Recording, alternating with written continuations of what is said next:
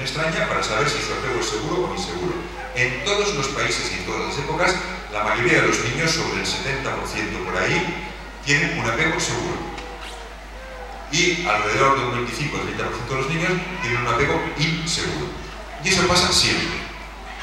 Cuando no se daba pecho, no se tomaba a los niños en brazos porque se malcrían, no se hacía colecho porque no era pecado, la mayoría de los niños seguían teniendo un apego seguro.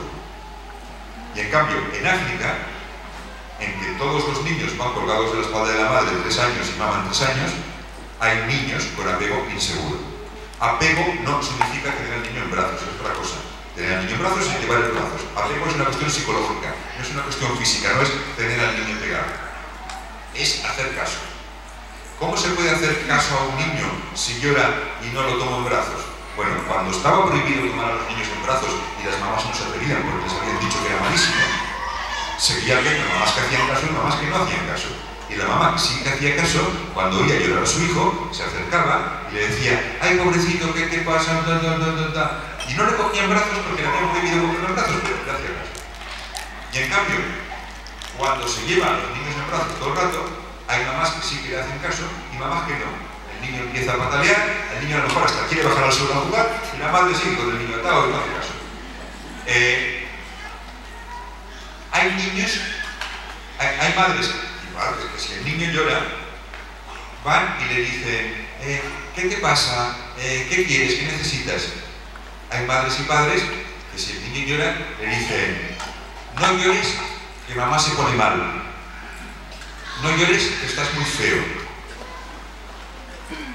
Y a lo mejor se lo dicen tomándolo en brazos, pero eso no es un apego seguro. No le estás diciendo a tu hijo: voy a hacer lo que tú necesitas. Le estás diciendo: tú tienes que hacer lo que yo necesito.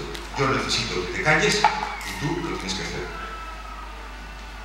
Entonces, una vez sabemos si los niños tienen apego seguro o inseguro, les pasan una película para saber lo que piensan. ¿Cómo se puede saber lo que piensa un niño de 1 año?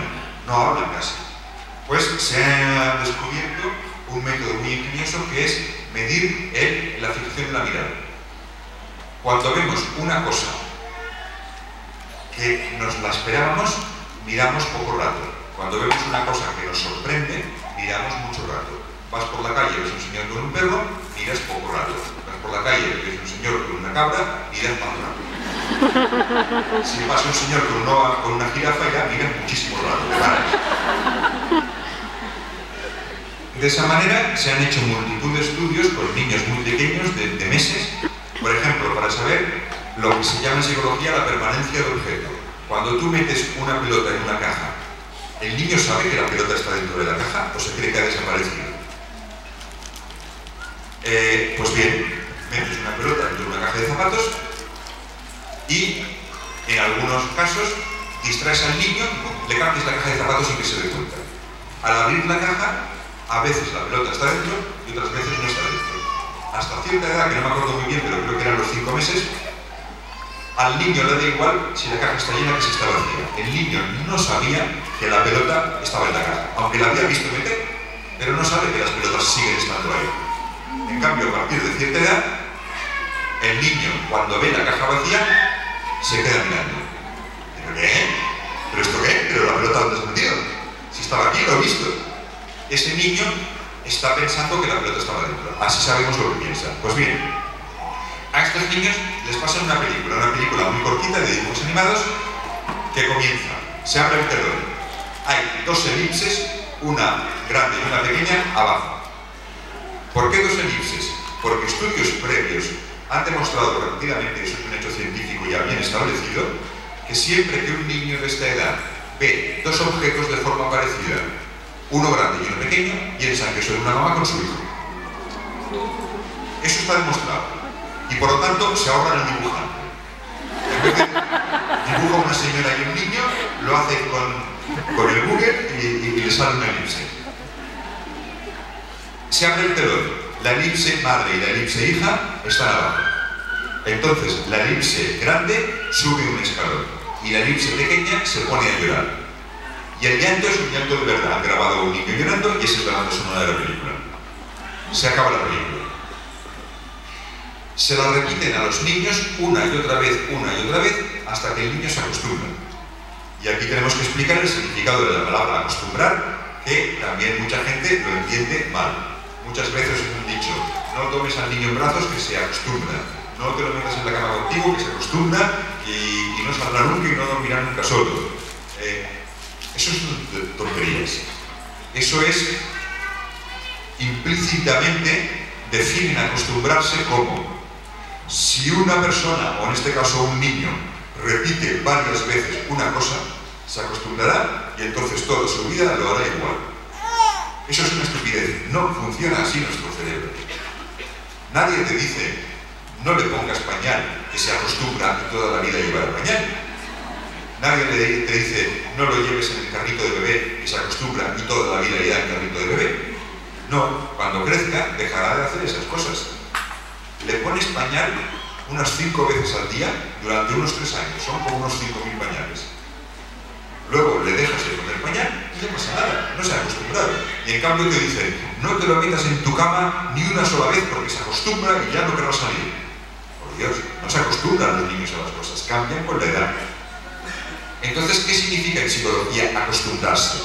En psicología acostumbrarse tiene una definición que es disminuir la respuesta ante la repetición de un estímulo. Vas por la calle y alguien tira un petardo y te pega un susto. Vas por la calle el día de la fiesta mayor y todo el mundo está tirando petardos y ya no te asustan. Te has acostumbrado al ruido. Entras en una habitación en que huele mal y de entrada te das que huele aquí. Pero si te tienes que quedar en esa habitación, al cabo de un cuarto de hora, 20 minutos, ya no notas el olor. Te has acostumbrado.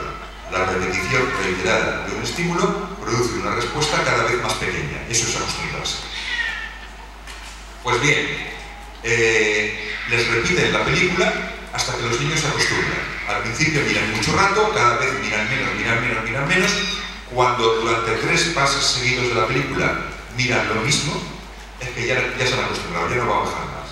Una vez que se han acostumbrado, les pasan la película completa. Esto solo era el principio. En la película completa hay 2 finales alternativos.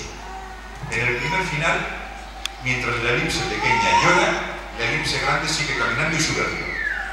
En el segundo final, cuando la elipse pequeña llora, la elipse grande baja abajo y la consuela.